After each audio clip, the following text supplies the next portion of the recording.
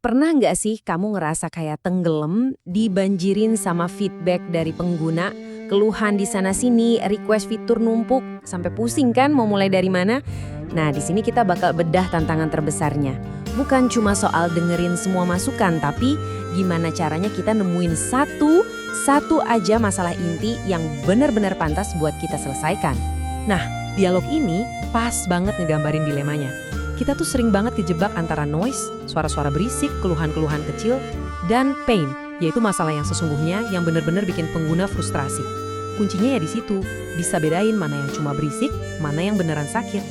Dan ini taruhannya gede banget loh, bukan cuma soal efisiensi kerja. Coba bayangin, banyak banget startup keren yang akhirnya gagal. Bukan karena mereka nggak punya ide, tapi karena mereka capek-capek ngabisin waktu, energi, duit, buat nyelesain masalah yang salah. Masalah yang ternyata buat pengguna ya nggak penting-penting amat. Oke, sekarang kita masuk ke bagian pertama. Kita bakal bedah lebih dalam soal jebakan klasik ini. Ini penting banget soalnya ngerti bedanya pain sama noise itu langkah paling awal buat jadi inovator yang jago.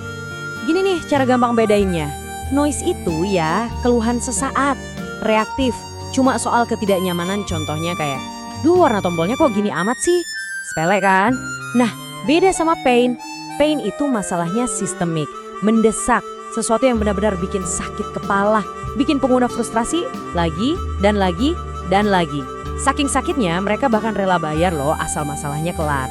Oke, jadi kalau kita udah bisa misahin mana pain, terus apa? Nah, ini dia langkah berikutnya. Perlu ada perubahan mindset yang radikal. Kita harus berhenti naksir sama solusi kita sendiri.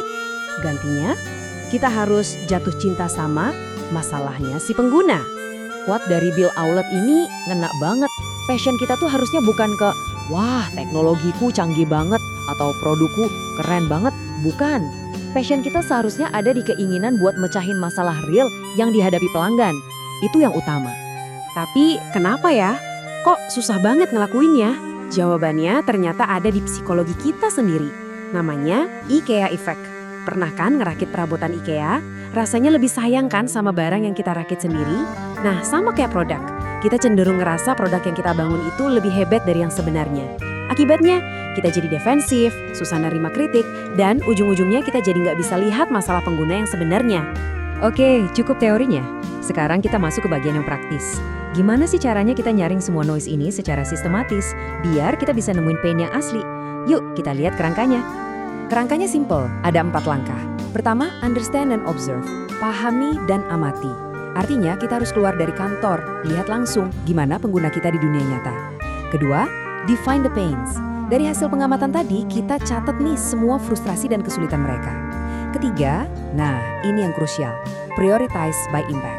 Prioritaskan berdasarkan dampaknya. Ingat ya, nggak semua pain itu levelnya sama.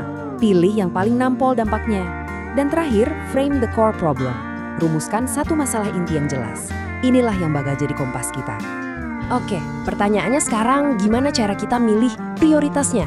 Kan pain-nya bisa jadi banyak banget tuh yang kita temuin. Mana yang harus kita kerjain duluan? Gini, kita bisa pakai 4 filter. Tanya 4 hal ini. Pertama, seberapa sering masalah ini muncul?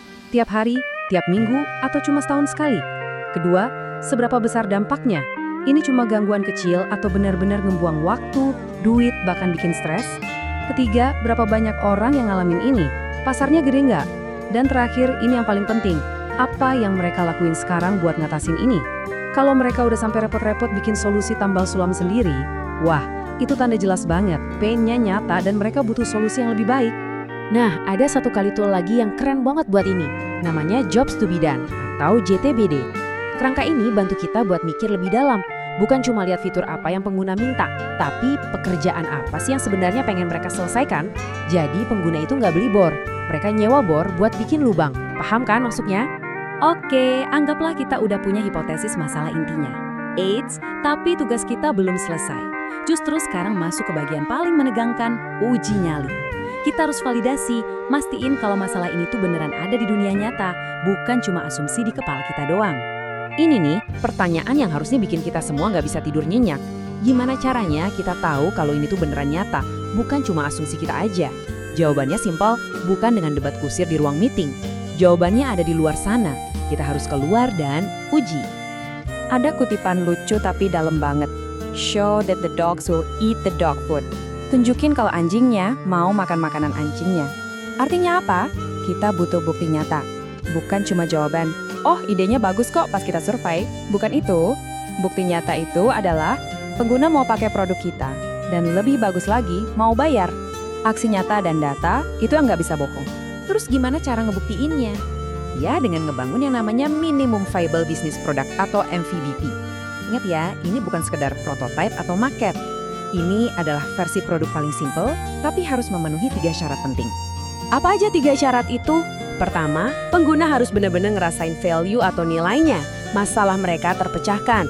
Kedua, ada yang mau bayar untuk itu. Ini validasi paling kuat, nggak bisa dibantah. Dan ketiga, produknya udah cukup oke buat memulai siklus feedback. Jadi kita bisa terus belajar dan ngembangin produknya jadi lebih baik lagi. Proses ini emang gak gampang. Nyaring, validasi, butuh usaha. Tapi hasilnya worth it banget. Hasilnya adalah fokus. Kemampuan buat ngerahin semua energi, waktu, dan sumber daya kita ke satu masalah yang paling penting. Jadi ingat, inovasi itu seringkali bukan soal nambah-nambahin fitur, bukan soal ngikutin semua kemauan pengguna. Inovasi sejati itu soal keberanian. Keberanian buat milih satu hal dan ngerjain hal itu dengan fokus yang luar biasa. Dan ini penutup yang pas banget. Tanda seorang founder atau inovator yang matang itu bukan karena dia punya segudang ide, tapi karena dia berani bilang enggak. Punya kemampuan untuk bilang, ide kamu bagus, tapi maaf, itu bukan masalah yang lagi kita fokusin sekarang. Jadi saya mau tinggalin satu pertanyaan buat kamu renungin. Setelah kita bahas semua ini, gimana caranya kita bisa benar-benar yakin, seyakin-yakinnya kalau masalah yang kita pilih ini memang layak buat kita perjuangin, layak buat semua waktu, tenaga, bahkan mungkin sebagian hidup kita.